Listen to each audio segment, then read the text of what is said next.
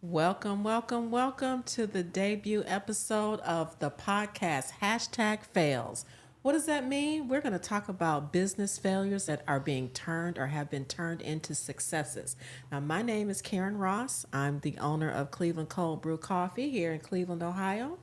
I've been in business since 2017, and I had a dream come true a couple years ago where I got a chance to open up my very own coffee shop and back in 2020.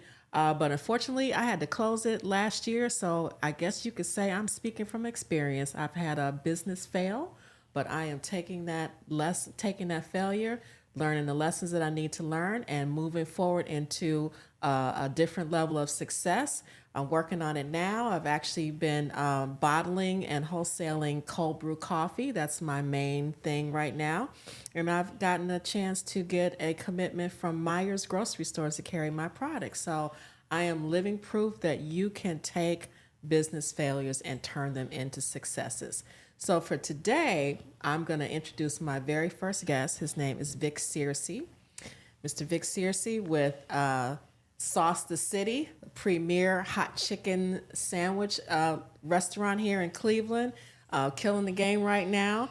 Mr. Vic, thank you so much for joining us today. I really appreciate it. No problem, no problem. Thank you for having me. Yeah, you're very welcome. So why this podcast? Why this subject again? I wanted to bring to light to entrepreneurs, small businesses in particular, that business failures are a part of the journey. We're all going to end up with some type of failures, but what do we do with those failures and how we turn them into successes is going to be the key to keep going. So I want to talk with Mr. Vic here about his journey and some of the challenges that he's come across and how he's been able to overcome them to get to where he is right now with a very hot, no pun intended, location in University Heights, selling that good chicken and all that good stuff.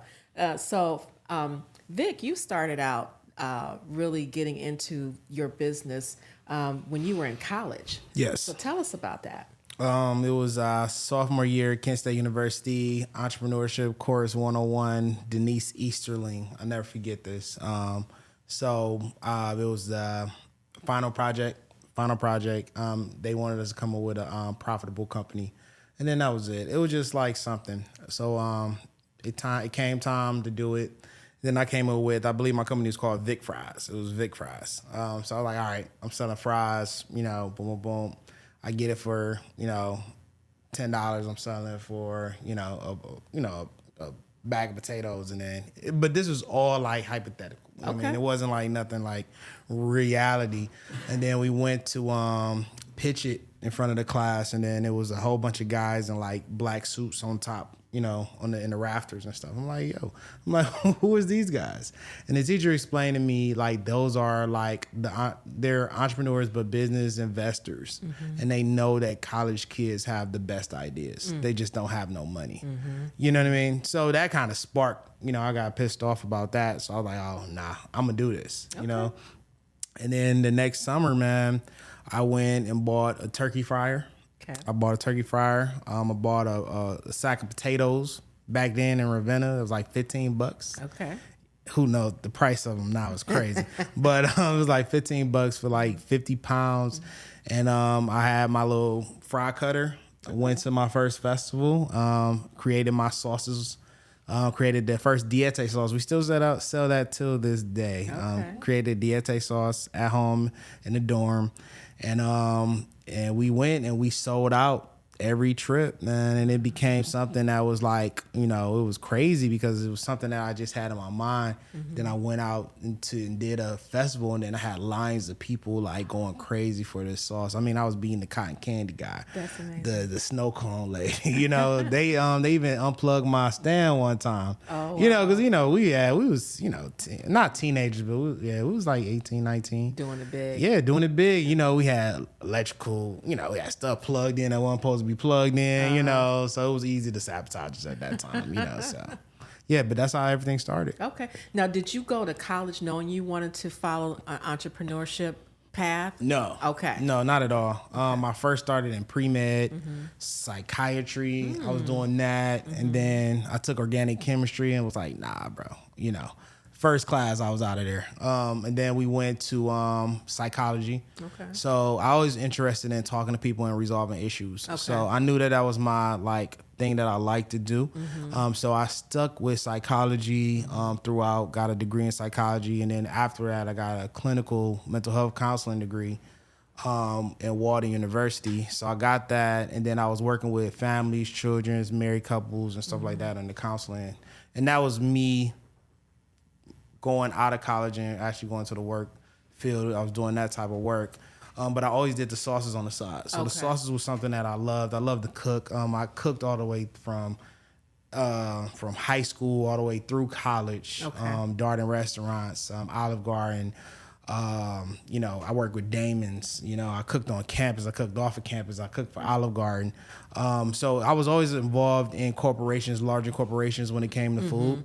And I got my training from there. That's where I really learned my skills that I use now. But I never knew I was going to be using these skills. I just thought, it's something to do. On the side. And I thought I was going to be doing psychiatry and all that type stuff main time. But now I'm a full-time executive chef. So, So what made you make the leap from psychology to having your own business or moving the side hustle to the main hustle? I never really made that adjustment because I use psychology till this day. Even with the social media, I use psychology. I use psychology and how I get my customers and how I reach out to my customers. I use psychology when I'm dealing with the customers one-on-one. When we first started, it was I was fresh with the psychology skills. I had the counseling skills on point. So I was touching tables. I was sitting down with customers. I was talking to them. It was beautiful, man. And I believe that built such a strong atmosphere, and it was genuine because I really wanted to get their in-depth analysis on what they wanted. That's very key. Yeah, what they like in the food experience. And from that, I saw everything that my competitors was doing wrong. I was like, oh, I'm gonna make you guys feel happy, because my environment when we went to the Ohio City Galley, it was very corporate, it was very huge. I mean, it was a multi-million-dollar organization, and then I come in here, and I'm only selling jars of sauce. You know what I mean? So it was intimidating at first, but I was like, I got this. You know what I mean? Okay. So I just went ahead and did it. But psychology is still with me till today. Okay. So I still use it in a certain way, but making that actual leap from the office, because I was working in a nursing home too. I was a director. Okay. So were you cooking at the nursing home? No. Okay. No, this is straight social service director. So I had a whole office. Okay. So I get the call like, oh, we want you. We want Sauce the City. So I'm like, you want Sauce the City? And then I was just gonna jump into the administrator role at the nursing home. I was like, I had a little gap where I had to take the test, and then so I'm like, oh man, I could do it. I could do this for like 3-4 months. Why not try it? So I'm in the office with like mountains of bread. I got catalogs of food, totally stuff I wasn't supposed to be having in that office. But so it came to a point where I was like, oh, I can do both. And I believe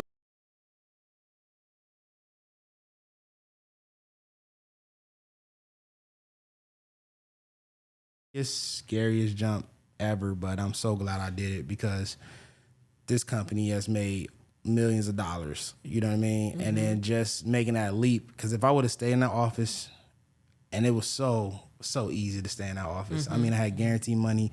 I had guaranteed a substantial amount. Then I had health insurance and stuff like that. And then I had, everything was already pre-packaged. But when you're doing an entrepreneur, nothing is guaranteed. So, yeah, Sauce City has made a huge impact in the city of Cleveland and with entrepreneurs. So I'm always pumping up the entrepreneurs. But if I would have just stayed in the office, man, I don't even know where I'd be right now. Right. Well, That's great that you decided to take that risk and take that leap, and you've made such an impact on the city at this point. So walk us through getting into the Ohio City Galley. How did that come about?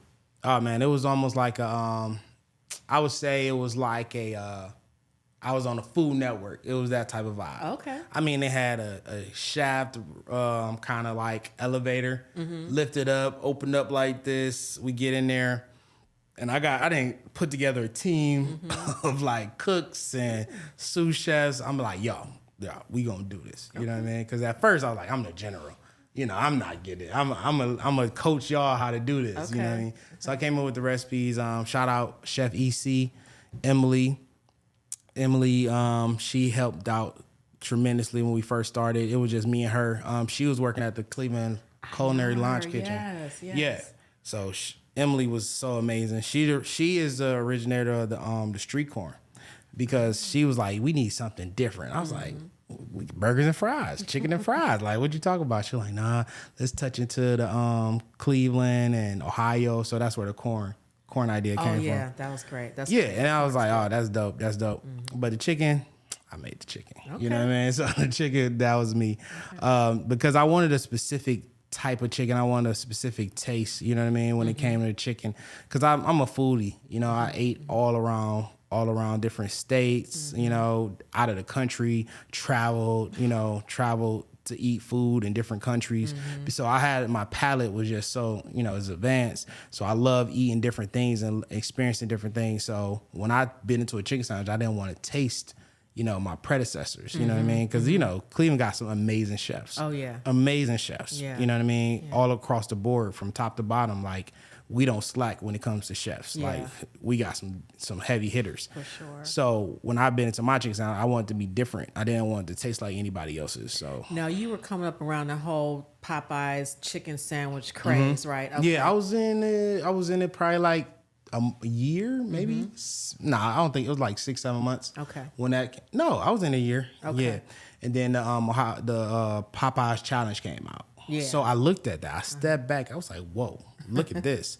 Look at the millions of people that's like getting interactive with this social media. And then I just saw the marketing model behind it. So I was like, oh, I'm going to take this marketing model and then I'm going to recreate it, but in the Cleveland market. Okay. I'm going to do everything that the Popeyes did, but it's going to be on a Cleveland market, on the Cleveland scale.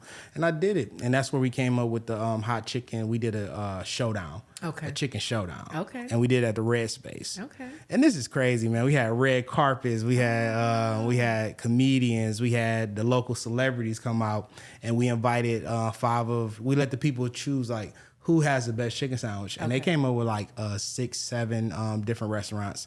And then we reached out to them and, we talked smack, Twitter, Instagram, we talked smack like, yo, we challenging you guys to come to a chicken showdown. Don't worry, we're going to buy all your food. Don't worry about just bring your materials and cook with it, So how can they say no? I mean, Right. I killed They're not gonna lose any money, right? they're not going to lose no money. We're going to get this going. So bought a big trophy and then we just went at it with some top heavy competitors. I mean, Good Company was in there. Black Box Fix was in there. Boss Chicken and Beer was in there. We were in there. I think that was the top guys. And then a couple guys bailed out at the last minute, They didn't want to take it, Okay. But we won for the Cleveland hot chicken sandwich. Okay. And it was it was tight. It was tight. I was scared. I was like, man, I didn't set up this whole thing. Yeah. But our sandwich came off on top. Then I just took it off. We just took off from there. We got a lot of national attention. People start flying in from different states trying out. We got people from Utah, Mexico. People from California was coming in just to try our chicken sandwich. So we became a destination space. Okay.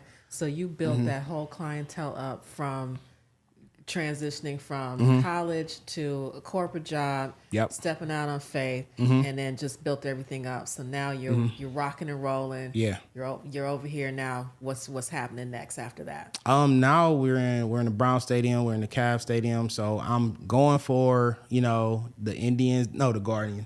I'm going for the Guardians. Don't get mad I said this, but I'm going for the Guardians, and then I'm going for other bigger venues where I can partner up with bigger organizations and kind of take the platform and make it more corporate. Okay. That's the main idea for Sauce City at this point. Okay. Getting the systems down, getting the food out faster, but sustaining that because we make everything fresh. Okay. I mean, everything is fresh. It's going to take about 15 minutes to get your meal out Sauce City, but it's guaranteed that everything be fresh. We use local. We source local.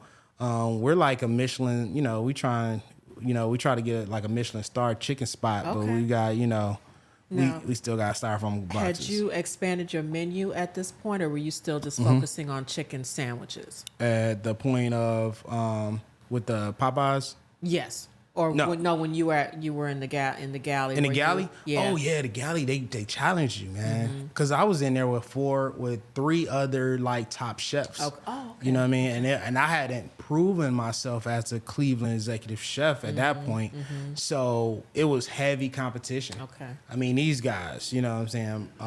Mike. I'm trying to remember everybody. But I know we were next to Mike, and he had the burgers. Okay. You know what I mean? So, you know, the 10 man burgers. It was a challenge. Oh, it was always, but me and Chef Mike, Mike Sean, we always challenged each other, and we always got on each other's skin. It was crazy. You know what I mean? It was crazy. It was like the Steelers and the Browns. Okay. You know, we always challenged each other, but it brought out a great environment. Yeah. Because they put us in the middle next to each other. Okay. So his line to be going this way, my line to be going that way, nice. and then our kitchens connected at the same time. It was nuts, man. But we had to do. Sometimes we had to do pasta. Sometimes we had to do special 3-course meals. Sometimes we had to do a special dessert. So me just coming from making signature sauces, I was just thrown into the game, and then I had to like make it work, you know. So it was definitely a challenge, but it was just like a crash course, a master course in culinary arts. Gotcha. Okay. So we're going strong. So what happened with the galley? I know what happened, but tell the people what happened. You're going strong. Oh, You got all these things going on. Oh, so we rocking and rolling, man. We make it, you know, the galley took a lot of, their cuts a week was crazy. You know what I mean? It took a heavy percentage out of our gross. Okay. But that was the rent. That was the rent. So I thought we were doing, you know, pretty good, but we were actually out selling the bar at the same time. You know what I mean? But in the environment of the galley, it was a 2-part concept. So the food was supposed to make things work, and then the bar was supposed to make things work. It was a 2 and 2. Like Gotcha. if one was working, the other one had to work. Gotcha. But it became like more on the food side than the bar side, and I think that knocked off their business model. Okay. So I think, and then they closed the doors after the first year. Oh wow. Okay. Yeah. So they closed the doors. Now you're there. They're closed. Did you have other things going on? Because you mentioned things with the Guardians and the Browns. Did you still have those things going on at this time, or was it just the galley? But at the end of the day, that's the brick and mortar is kind of like the lifeblood of everything. You know what I mean? Because everything is just a deal, percentages and stuff. But the main source of income is always the first, you know, the main spot. Okay. So once they pulled the rug, and they pulled the rug crazy. You know what I mean? I got a truck of food coming in, huge truck, thousands of dollars of food coming in. So it's coming in, and then I get an email saying, we're not coming back. We're closing the galley. Sorry about this. Boom, boom, boom. I don't even think it was a sorry in there. I don't even think it was a sorry. It was just like, boom, we're closed. Wow. I'm not coming back, you know, because it was an out-of-town company that did it. Okay. So they never came back. Wow. They never came back, and, you know, and they kind of let us, whoever was there, they was like, handle the close, handle the shutdown. We had an epic party. It was an epic party. Okay. You know, it was an epic party. Okay. But yeah, they pulled the carpet right from under us. Okay. You know? So what did you do? Man, you know, at that point, you know, I never thought about just going back to work. Okay. I never thought about that. Okay. It never crossed my mind. You know, we didn't build this thing. You know, I got this rolling. So what I did was I told my team, and that's another thing that I love about Cleveland and the entrepreneurs. If they have an opportunity, they're going to reach out, because a lot of other bars, Sionados, they're in the flats. You know, Pat, his name is Pat. He's one of the owners. He reached out. He said, listen, you know, I got a spot in Lakewood. You guys want to rock that out, you know? And then we partnered with him. Okay. And then we also partnered in Sionados for a while, because they do pizzas. And then they let us do our hot chicken. Your hot chicken. And then they really didn't take a cut. They just let us, you know, go down there and sell. And then we ended up rocking that out too. Okay. You know what I mean? Letting the people know, yo, we're over here. And then we rocked that out. And then we ended up going back into the building and taking over the building that the galley was in. Okay. We worked with Snavely on, you know, working a deal out to go back into the building, and we became the main leases, and then Okay. that's where I opened up to other restaurants, and I became like the Salt City Food Hall. Okay. So what was the thought process in going from we're completely shut down, they pulled the rug out from under us, to now I'm going to lease this space? How did you, what was your thought process? And then also, I'm not going back to corporate. I'm here. Yeah. Yeah. See, the corporate idea it didn't even come in my head. I Okay. never even, you know what I mean? And I'm sure if it would, it probably would have dominated, you know what I mean? But it never came in my head because I had a whole team. I mean, a whole team. I mean, team of like 15 people strong that was in there. Supporting, that were relying on you. Yeah, I for mean, support. they're Yeah. you know, I'm paying them Yeah. weekly. You know, they got the I'm feeding their families. So and then that's what really was what pushed me into just keep going no matter what. I mean, it was a point where we was getting stuff out of the U-Haul storage. You know, we had stuff in the U-Haul storage and we just cycling it out, and keeping things rolling like that. But the thought process was basically, okay, we got hit with something. All right, so let's pivot. Let's think about what we can do to pivot to make things going. Because even in football, like I was a running back, so whenever you get hit, you always taught. You know, it becomes like in your brain to keep your feet moving. Okay. You got to keep your feet moving. And then we just did that. We just kept our feet moving because I knew we had the best product in the city. I already knew we had the best chicken sandwich in the city, maybe the state, maybe the world.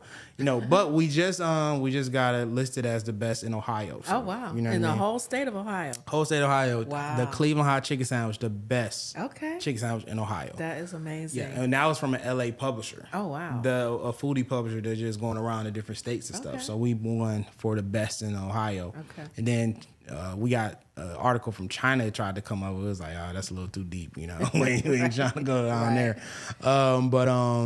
But again, it's all about pivoting. And when you get hit, think about ways to pivot. And then now, me being older, because I was more, young at that point, but now I'm older, so I can kind of look at the landscape a little bit better if, when we have to pivot on, I should make this move, I should make this move, I should make this move. But back then it was more of, we have to keep going because we have a customer base that's waiting and wanting us. Because, I mean, I'm telling you, lines out the door, lines of people showing up, food. They wanted our food because it was unique. It was different. I love to see that. Like, I watch a lot of things on TV and they have the restaurants, whatever it is, and they have the people lined up down the street. I love to see that. Yeah. It says that you have an amazing product that people want.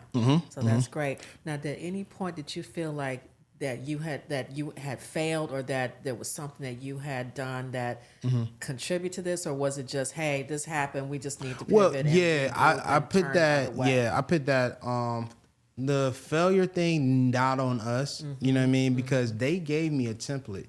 The Ohio City Galley, they gave me a template, and I followed that template to the T. I made sure they got their numbers. I made sure they got their money. You know what I mean? So it was that. Because I'm always, I always got to make sure, we solid. You know what I mean? Right. So we handled our part of the bill. You know what I mean? Okay. But then again, they didn't handle their part of the bill. Right. You know what I mean? Right. And that's where I felt, so I didn't feel a sense of failure on myself or on my team because I know we delivered what we were supposed to. But it was disheartening because that's who we trusted. Right. That's who we sent the checks to. Right. That's who, that's who was supposed to be responsible on handling the whole building type thing.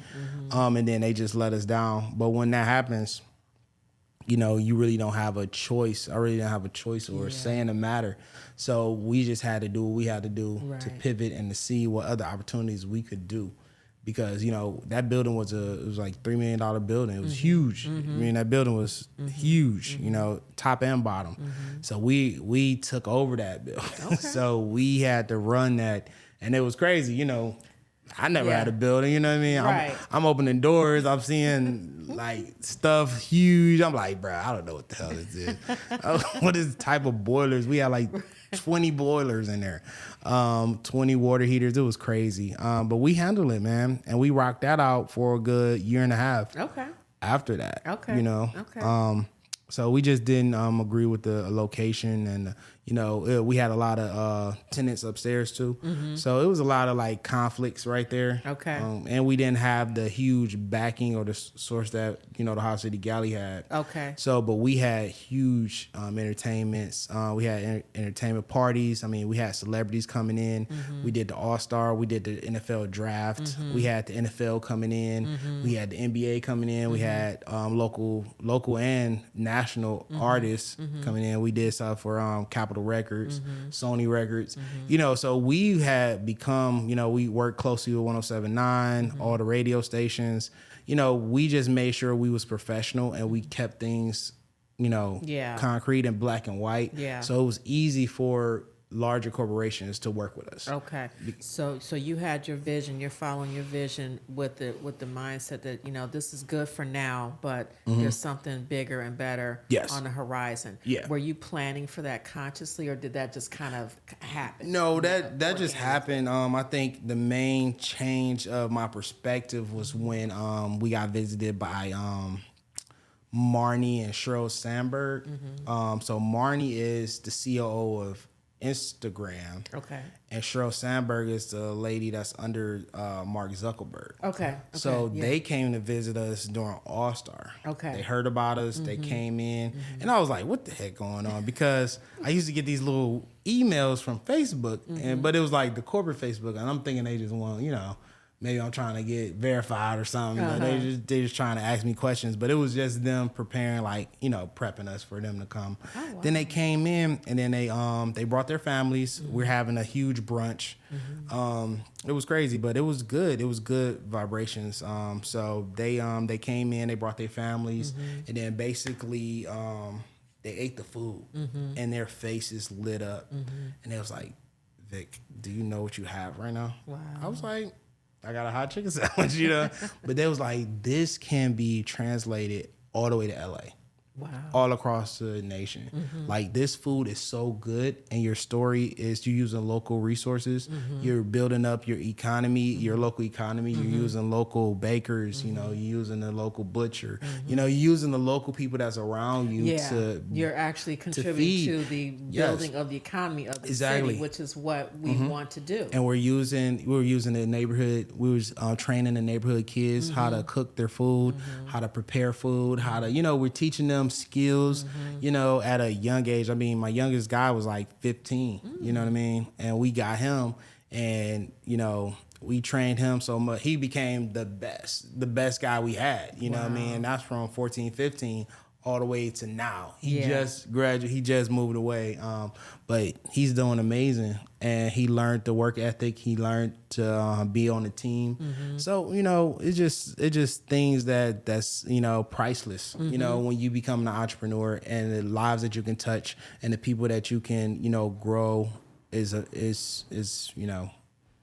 yeah, it's beyond you. It's bigger than you. Yes. And you feel the obligation to the community to teach and train. Yes. And put and give back, and that's a lot to be said, because a lot of people don't do that. A lot of people come into it with what I want, and I'm gonna make this money, and I'm gonna get this car, and I'm gonna have these people, that kind of thing. And I love to hear stories of people that approach it organically and approach it as a way to contribute to their community and to society as a whole. So that's amazing. I'm still not living big. But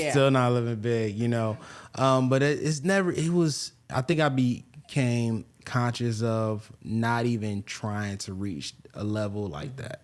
You know what I mean? I'm so on the ground. I'm so with my team, and I'm so on a mission to make the company a corporate company that's nationwide, that has multiple locations, that's in multiple arenas, that's growing and soon to be worldwide. You know what I mean? Like that's what I want to look at. I want to make sure my kids have an organization that they know, wow, this is the family organization. This is what I'm going to be doing.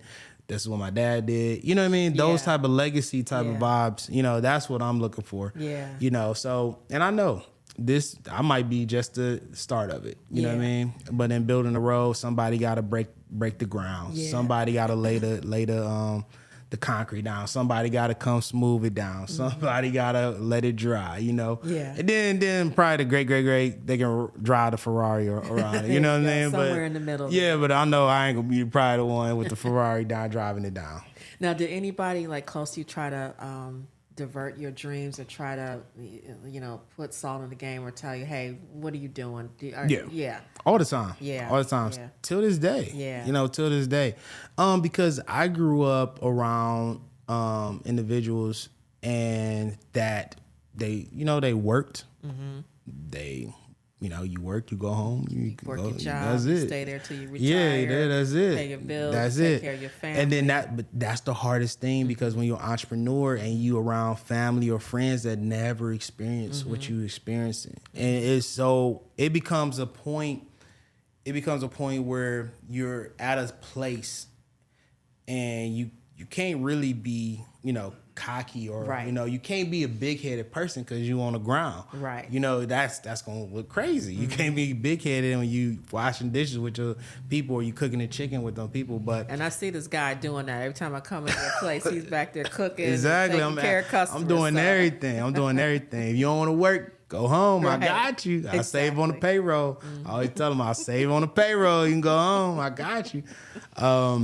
And it's been points where I had to rock out Salt City by myself. It's there, man. But you got to let people know, like, you're willing to do that. Yeah. I'm not going to shut down because you having a bad day. Yeah. You need to let people know you're having a bad day so I can work it out. Right. But the support system, that's what's lacking. And that's what I definitely feel the young entrepreneurs because once you get into it and you put your all into it and then you look around and it's nobody in your corner, you're not used to that. Right. You're used to mom being in the corner, your friends being in the corner. No, girl, no, you got this. You got this, dude. But not being an entrepreneur. Yeah. They don't know the first thing what you going through. Right. Right. They don't know how to do a payroll. They don't know how to budget. Right. They don't know how to sacrifice your pay all the time so your staff can eat. You know what I mean? They don't know how to do. They don't know that type of sacrifice. Yeah. So, but what I learned is not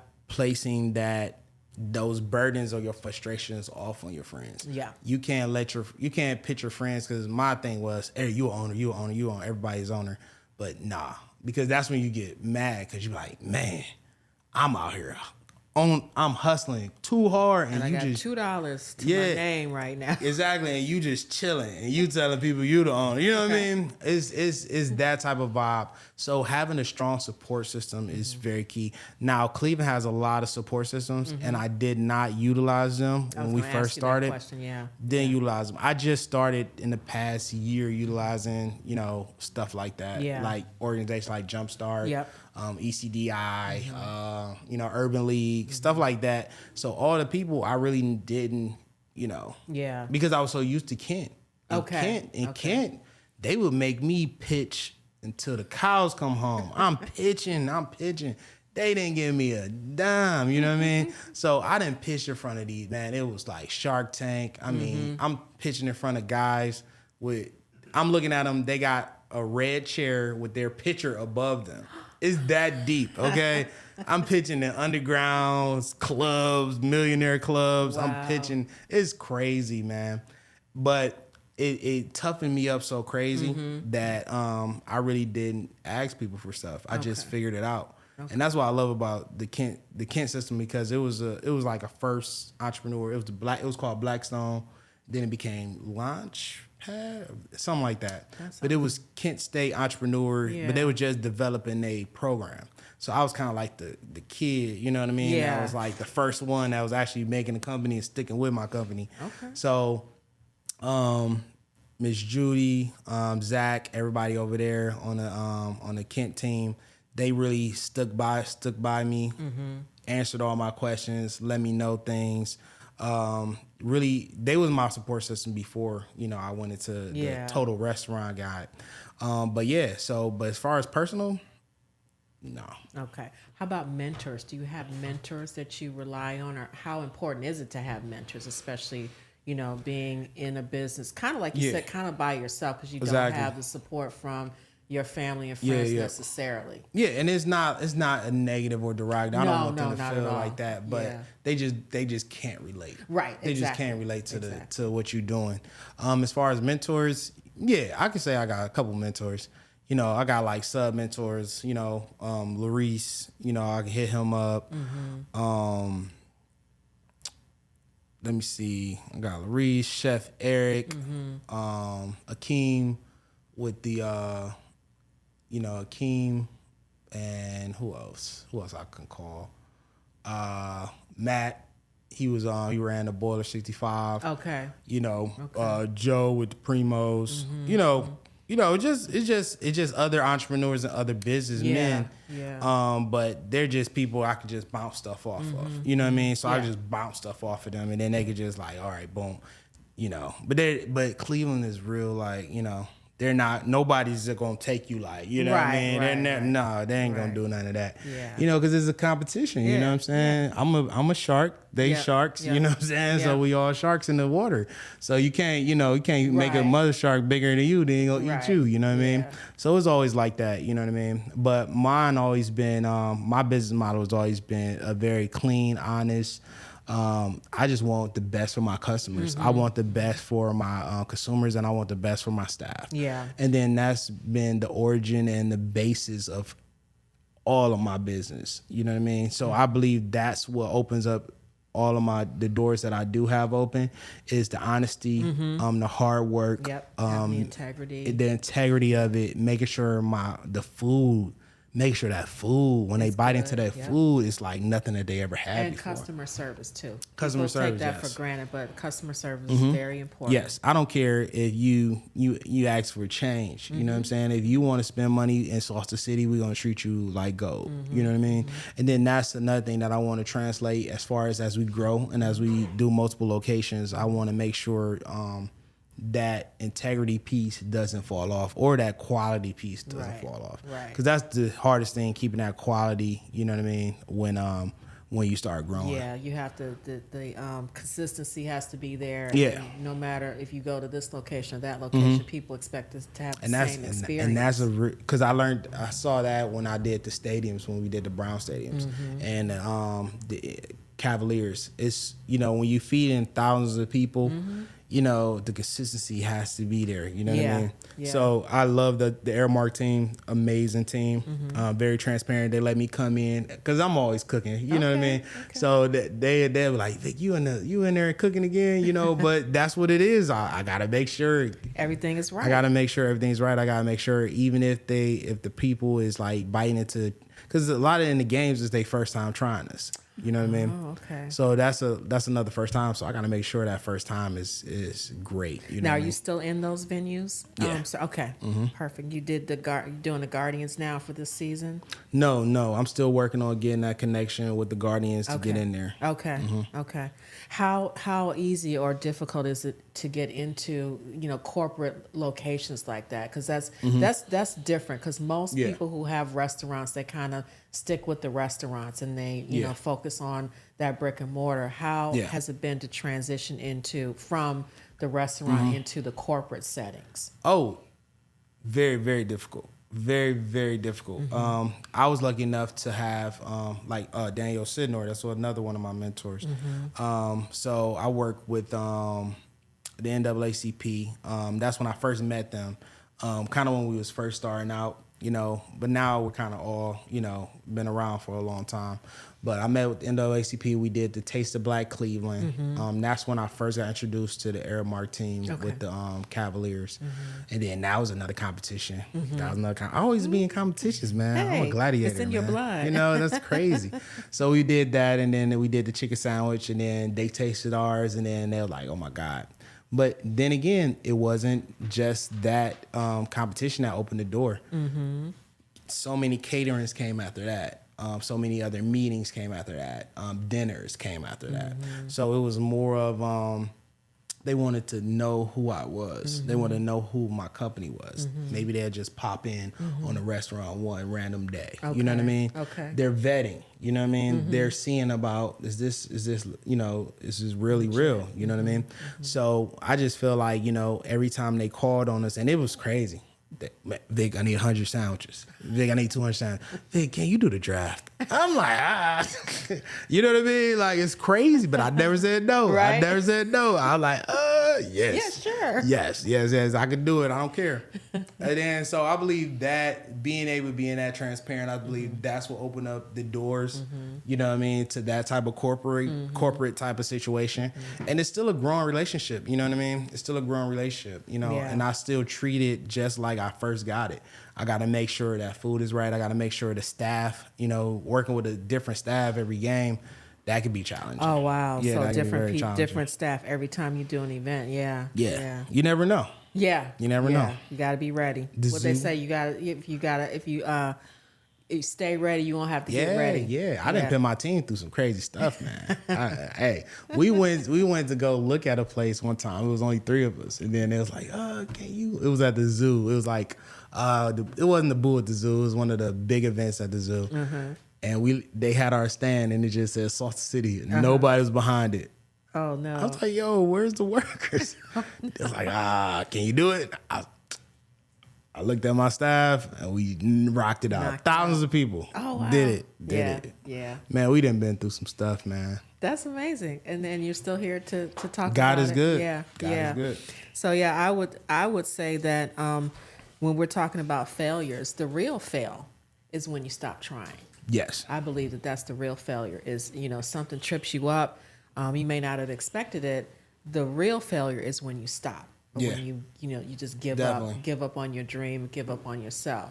So what final words or advice can you give the people out here, especially people, you know, young entrepreneurs, maybe even entrepreneurs that have been in it for a while, maybe they need a little bit of encouragement, especially during these times that we've been through where we're post-COVID. A lot of us got taken out during COVID. Yeah. We're post-COVID. Things still aren't right. You know, so what kind of words do you have for the people? You know, coming from someone like yourself who has gone through many different obstacles and challenges and still been able to come out on top on the other side. Yeah. So I forgot the scripture. The exact scripture it is, but it's talking about building your house. Don't build your house on sand. You know what I mean? You got to build it on rock.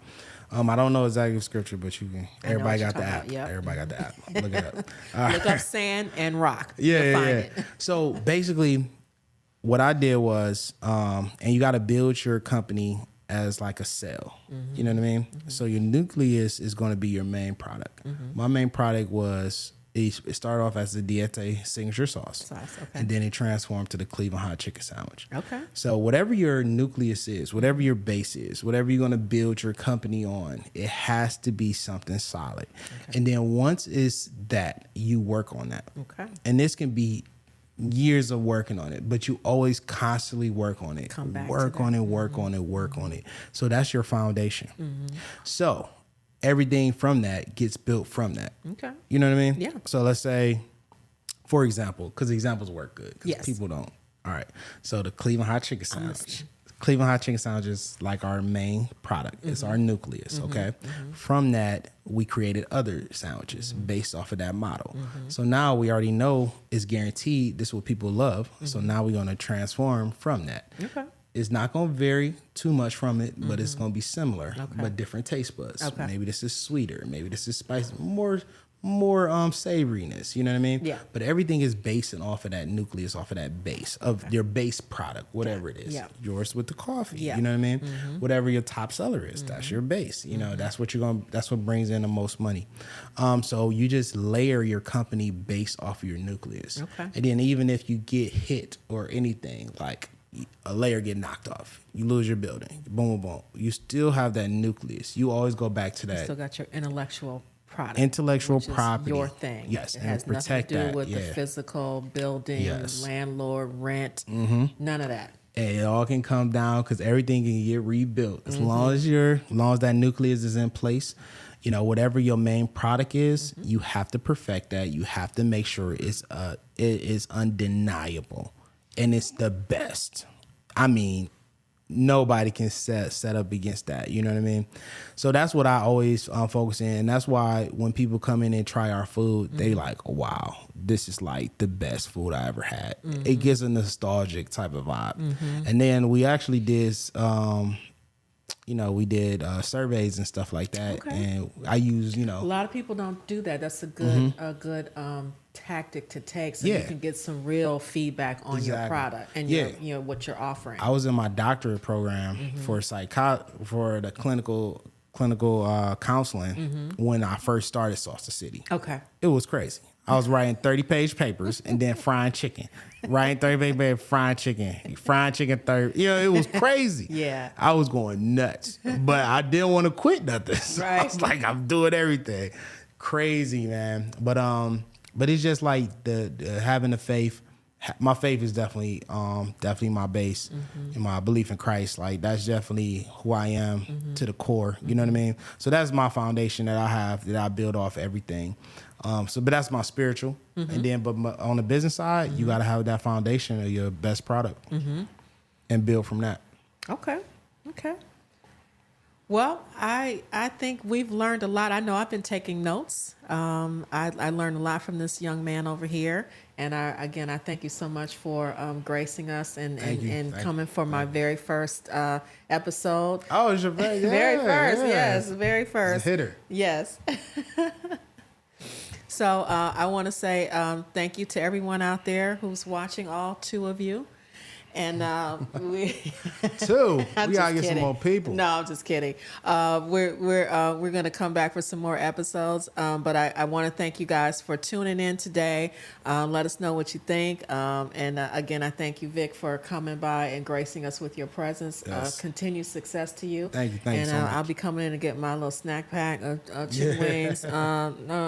You're closed today, but I'll be over there tomorrow. Yeah, can I? All right, we're at 1. Yes. We're at 14480 Cedar Road, University Heights, Ohio. You can find us at www.saucethecitycleveland.com. We're our Sauce the City on Instagram, Sauce the City University Heights on Facebook. You can find us anytime. We're open 7 days a week, usually 11 to 8 p.m., weekends 10 p.m., and Sundays 11 to 6 p.m. What's your top sellers? What the people like? What's The people favorites? love, the people's champ is the Cleveland hot chicken sandwich, Okay. The cilantro buffalo wings, Okay. the honey barbecue loaded fries, crazy, been selling out like crazy. Then the newest one that's been going crazy, we sold about 100 Polish boys last week. So the honey barbecue Polish boy, our Polish boys come with everything. I mean, from the fries, the slaw, everything, and it's like a loaded. Boom, it's coming at you, but it's not. It's like the old school sloppy. I was gonna say, y'all. It's the old school sloppy, old but school it's still Polish boys it's still cold with the in there. coleslaw, the fries, the sauce. He's giving old school. It's right crazy. there. It got the snap to it. Yes. All beef, no Yes. pork, and we have pizza now too. Oh, great. We have flatbreads. Well, Okay. we're not gonna call it pizzas. Artisan flatbreads. Gotcha. We got to be culinary. Absolutely. Absolutely. All right. And we have funnel cakes too. I'm just throwing that out there. All right. Okay, that's enough. Thank you, sir. All right, guys. All right. Thanks, everybody. We'll see you next time on #Fails.